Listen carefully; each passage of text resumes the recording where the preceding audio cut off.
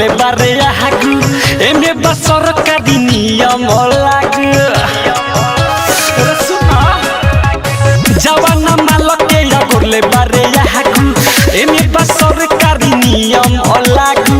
मजा ना ओइ सच्ची खाई रे आधार का दी जवन देखाई रे लहंगा वालू है उठाई रे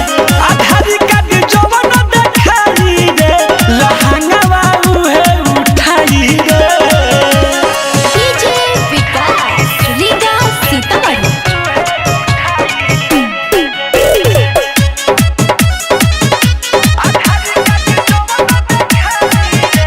मिक्स बार विकेश भोजपुरिया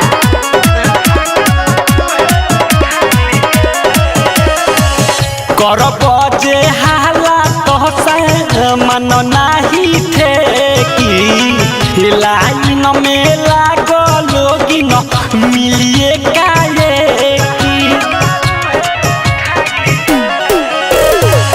कर बजे हाला तो मन नाही थे कि लाइन में लागलोगी मिलिए काये की बड़ी बड़ी से चुसाई रे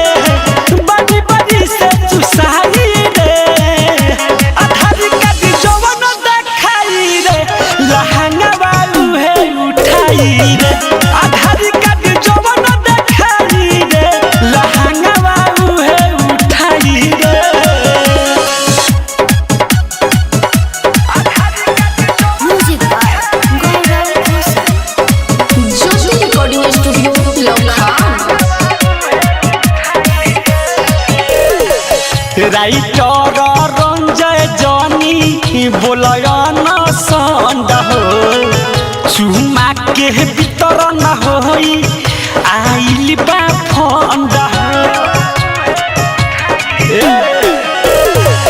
राइटर रंजय जानी बोलयन संड हो चुमा के भीतर न होई आइल बा फंड सुधीर बिकी के छुआई रे सुधीर बिकी के छुआई रे आधार का दी जवन देखाई रे लहंगा वालू है उठाई रे आधार का दी जवन देखाई रे लहंगा वालू है उठाई रे जवाना मालके या गोरले बारे याकू एमे बसर का नियम लागू मजा ना ओइ सच्ची खाई रे आधार का दी जवन देखाई रे लहंगा वालू है उठाई रे आधार का दी जवन देखाई रे लहंगा वालू है उठाई रे ज्योति रिकॉर्डिंग स्टूडियो लखनऊ।